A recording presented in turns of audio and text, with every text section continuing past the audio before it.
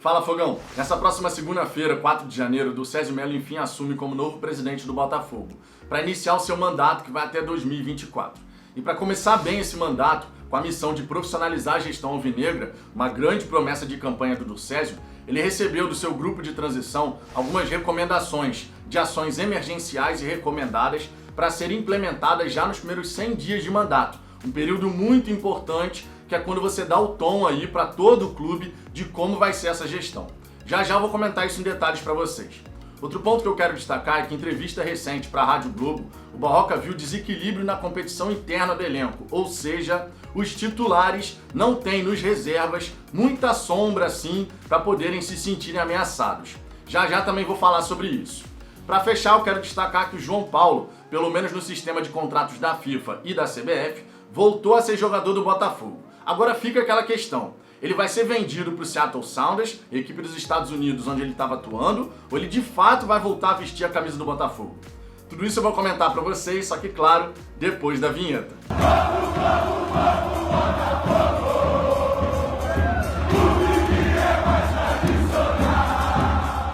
Vamos lá, Fogão, antes de mais nada, alguns pedidos. Se você gostar desse vídeo, eu peço por gentileza que você deixe o seu like e se inscreva no canal se ainda não for inscrito, para que a gente possa alcançar a marca dos 5.000 inscritos. Se você puder fazer parte desse crescimento, eu vou ficar eternamente agradecido. O primeiro ponto que eu quero destacar para vocês nesse vídeo é justamente essas declarações do Barroca em entrevista para a Rádio Globo, comentando o desequilíbrio na competição interna do elenco, ou seja, os titulares não veem nos reservas uma sombra assim que realmente ameace a condição no 11 inicial. E o Barroca inclusive exemplificou comentando sobre o Carlos e o Gabriel, que eram titulares da zaga em 2019, tinham o Benevenuto e o Canu como reservas, e na temporada de 2020, já que a gente ainda está na temporada de 2020, vale esse destaque, entramos em 2021, mas o Campeonato Brasileiro só se encerra em 24 de fevereiro. Então ainda estamos na temporada de 2020. E nessa temporada, Benevenuto e Canu viraram protagonistas, olhando para o banco de reservas e vendo jogadores muito jovens ali que não ameaçam de fato essa condição de titulares. Obviamente, o Barroca está comentando aqui sobre o Souza e sobre o Ellerson, que sinceramente falando nem são tão jovens assim quando comparados a Canu e Benevenuto, pelo menos no quesito idade.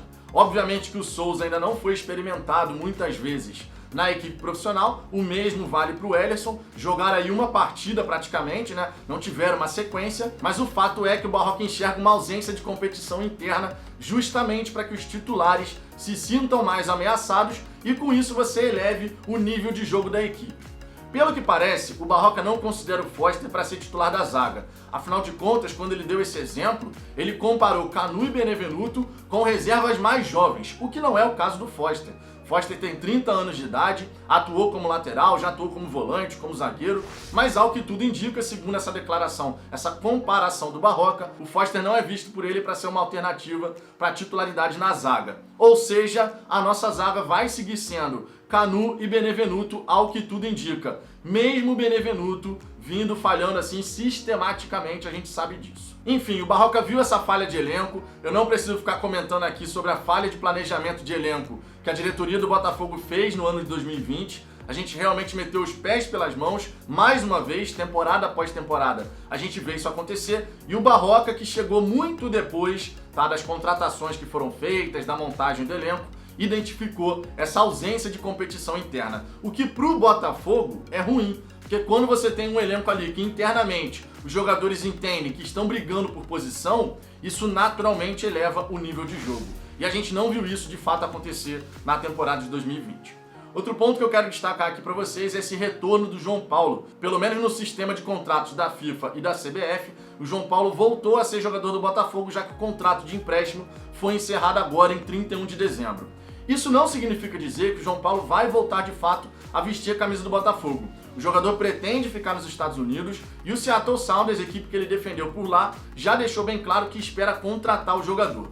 Agora, para contratar, o Seattle Sounders tem que pagar 1,2 milhão de dólares. Pelo menos a princípio. A gente nunca sabe o que dá para esperar da diretoria do Botafogo, embora essa diretoria vá mudar agora para o Ducésio Melo e o Vinícius Assunção como presidente e vice-presidente eleitos.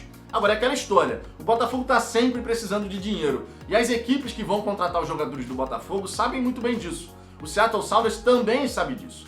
Obviamente, com o contrato de empréstimo sendo encerrado, eles não têm mais aquela obrigação, digamos assim, de exercer o direito de compra pagando 1,2 milhão. Eles podem chegar e tentar negociar esse valor, falando que vão pagar 1.900.000 dólares, enfim, tentar reduzir essa pedida do Botafogo.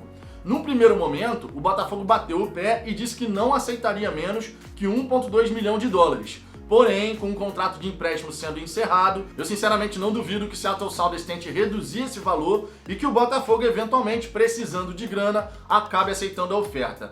Na minha opinião, é um movimento estratégico do Seattle Sounders, sabendo que o Botafogo, em determinado momento, vai precisar de grana, afinal de contas o Botafogo só tem dinheiro garantido até fevereiro para pagar salário de atletas, funcionários, comissão técnica, e depois disso não se sabe qual é o futuro do Botafogo na parte financeira. Tá realmente bem complicado.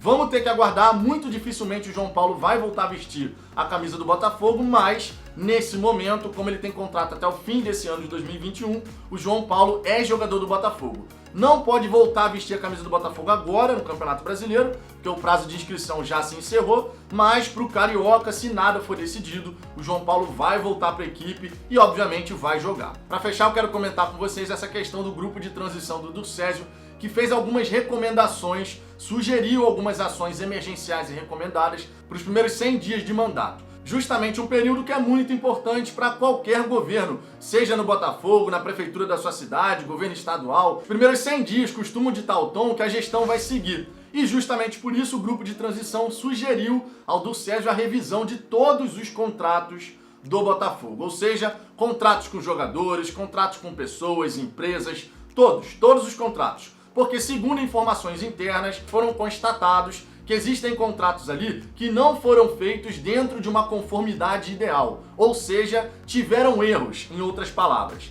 E justamente por isso é muito importante que essa revisão de contratos seja realizada. Eu não preciso nem falar aqui que você ter contratos no Botafogo que não respeitam todas as conformidades, tudo certinho, é um absurdo, né? Isso aí realmente mostra que o nosso departamento jurídico peca bastante. Todo torcedor do Botafogo sabe disso. Na parte jurídica, o Botafogo está sempre perdendo as ações, está sempre vendo as suas reivindicações não serem atendidas. Enfim, uma série de coisas aí que a gente foi vendo ao longo do tempo, o Botafogo não conseguiu fazer por conta de falhas jurídicas. E quando você fala em contratos que não respeitam as conformidades, conforme deve ser, ou seja, que apresentam erros, isso naturalmente pode prejudicar ainda mais o clube numa disputa judicial. Se o contrato não está 100% correto e isso foi constatado por esse grupo de transição, fazendo essa revisão de como estava essa questão documental, naturalmente o Botafogo tem que partir para essa revisão justamente para ver as correções necessárias para que o Botafogo não seja ainda mais prejudicado em questões judiciais. Para fechar, o grupo de transição também sugeriu você tornar a comunicação mais eficiente entre os departamentos.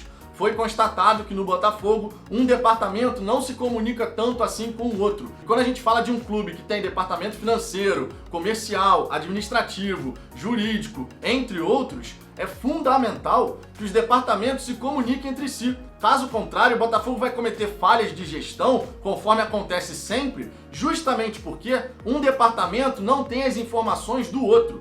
Isso é a síntese do amadorismo. Por isso que tem que realmente ser uma comunicação mais eficiente. Pelo que foi constatado pelo grupo de transição, só para você ter uma ideia, dentro do próprio departamento de futebol, dentro de um único departamento, existe falha de comunicação. Ou seja, se você tem falha de comunicação, é porque naturalmente os processos internos não estão bem estruturados. Você tem que ter processos internos adequados, você tem que ter as ferramentas adequadas e as pessoas que estão trabalhando internamente no Botafogo estarem completamente cientes desses processos, dessas ferramentas, dos prazos estipulados. Tudo tem que estar muito claro e alinhado. Se você não tiver isso, a comunicação fica uma cagada só e quando você tem uma comunicação feita assim nas coxas, naturalmente falhas vão acontecer. Isso vale para qualquer empresa e para o Botafogo não seria diferente. Mas e você, Fogão, o que você pensa a respeito dessas ideias aí do grupo de transição, essa questão da revisão dos contratos, de ter uma comunicação mais eficiente, da questão da fala do Barroca, vendo desequilíbrio nas competições internas ali, de que titulares acabam não sendo ameaçados pelos reservas? Deixe seu comentário aqui embaixo, a sua participação é sempre muito importante. Deixe seu like se você gostou desse vídeo e mais uma vez eu te peço, se você ainda não foi inscrito no canal, se inscreva para que a gente possa alcançar os 5.000 inscritos. Eu aguardo vocês no próximo vídeo.